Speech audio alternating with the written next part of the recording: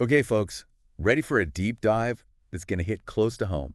Literally close to home. All right, I'm game. We're talking about busted fingers, Yeah. stubbed toes, all those little injuries to those parts of us that Hmm. we use every single day Yeah, you don't realize how much you need your fingers and toes. until they're out of commission, right? Right, exactly. And even though these injuries seem like no big deal, Mm-hmm. there's a surprising amount of, well, Nuance. nuance to them. Yeah. I'm speaking from experience.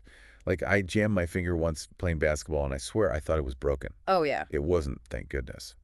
But for a solid week, Yeah. I could even hold a fork. I see those kinds of cases all the time. It's easy to get freaked out when you hurt a finger or a toe, but it's important to know what you're dealing with so you can treat it right. Absolutely. So today we're diving into some excerpts from a text called Common Injuries Affecting Fingers and Toes. Okay. Really get a grip on, the difference between sprains, fractures, and dislocations. Oh, I like that. Yeah, well, had working a pun somewhere. Right. But seriously, let's break it down.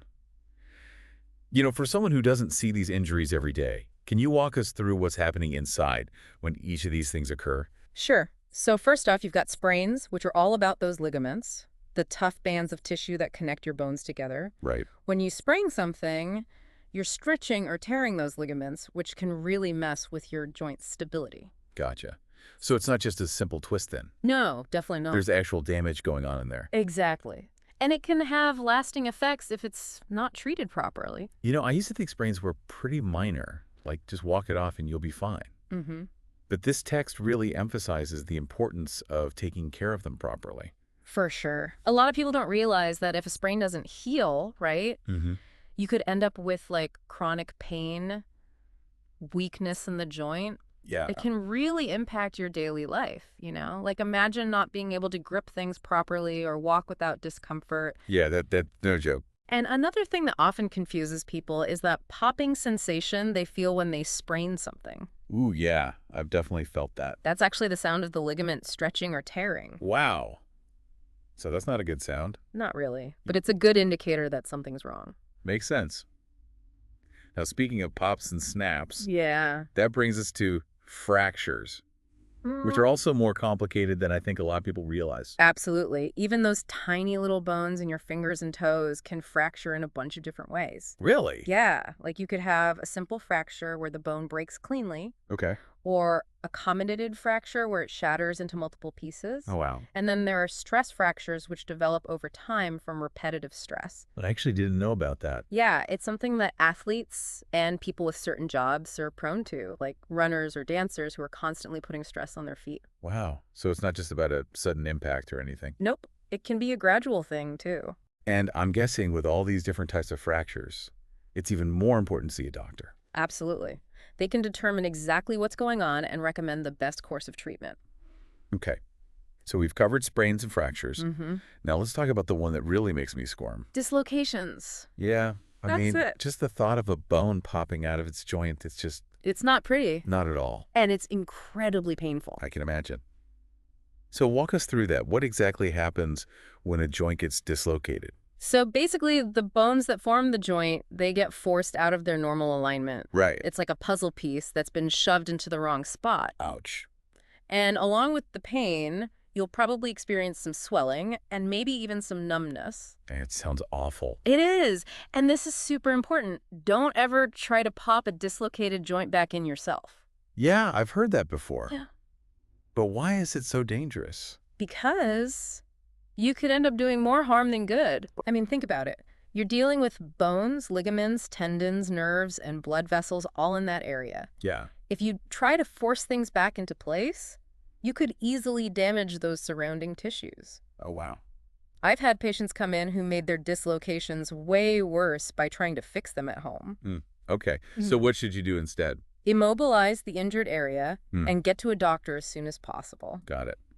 Immobilize and seek professional help. Exactly. Now, I want to touch on this table in the text that compares sprains, fractures, and dislocations side by side, Yeah, that's a good one. because it really highlights some key differences. Yep. For example, I was surprised to see that a popping sound is actually more common with a sprain than a fracture. Yeah, that's something that trips a lot of people up. I know, I thought it was the other way around. It makes sense, though, when you think about it. So. Well, with a fracture, the bone itself is breaking, so you might hear a cracking sound. Right. But with a sprain, it's that sudden stretching or tearing of the ligament that's more likely to cause a pop. That makes sense.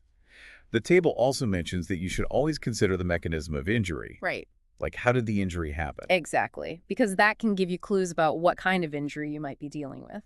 For example. Well, if you jammed your finger playing basketball, Yeah. that's more likely to be a sprain or a fracture than a dislocation. Okay. Whereas if you fell and landed awkwardly on your hand, Mm-hmm. that could be a sign of a dislocation. So basically, we need to play detective a little bit. A little bit, yeah. And pay attention to all the details. Right. So just to recap, everything we've learned today. Sprains are all about those ligaments. Fractures, which can happen in many different ways, are breaks in the bone. And dislocations, well, that's when a bone is literally forced out of its joint. You got it. And I think the main takeaway here is that, Even if an injury to your finger or toe seems minor, yeah, don't ignore it. Get Yeah. it checked out by a doctor. absolutely. Yeah. Because you don't want any long-term problems down the road. So here's a question for our listeners to ponder. We rely on our fingers and toes for just about everything, right? Mhm. So what steps can we take to protect these important parts of our bodies? Oh, that's a good question. I mean, think about it. We're constantly using them, whether we're typing, playing sports, cooking, Yeah. even just walking around. It's easy to take them for granted. So how can we be more mindful of those little digits and keep them safe? Well, I'd say one of the biggest things is wearing proper footwear. Shoes that fit well and provide good support can go a long way in preventing injuries. Especially for activities like running or hiking. Exactly. What else? Let's see. Warming up before any physical activity is super important. Right. Those muscles and tendons need to be loose and ready to go. Absolutely. And another thing is using the right tools for the job. Like, what do you mean? Well, for example, Mhm. if you're using a hammer, Mm-hmm. make sure you have a good grip Right. and wear safety glasses. Right. Just to protect yourself from any flying debris. You know, and even something as simple as paying attention to your surroundings, Right. like making sure you don't stub your toe on furniture or trip over something. Absolutely. It sounds silly. It does. But it happens. It happens all the time. Right. So just being aware of your environment can make a difference. All right, folks. So there you have it.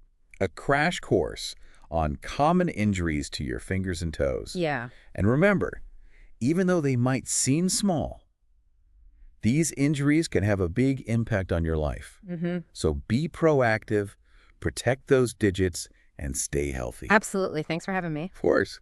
And thanks to all of you for joining us on another deep dive. See ya. We'll catch you next time. You've been listening to the Learning Podcast, a production of metaNESTA. Remember, learning is a journey, one step, one insight, one skill at a time. We'll see you next time. Keep learning, stay curious, and as always, be awesome.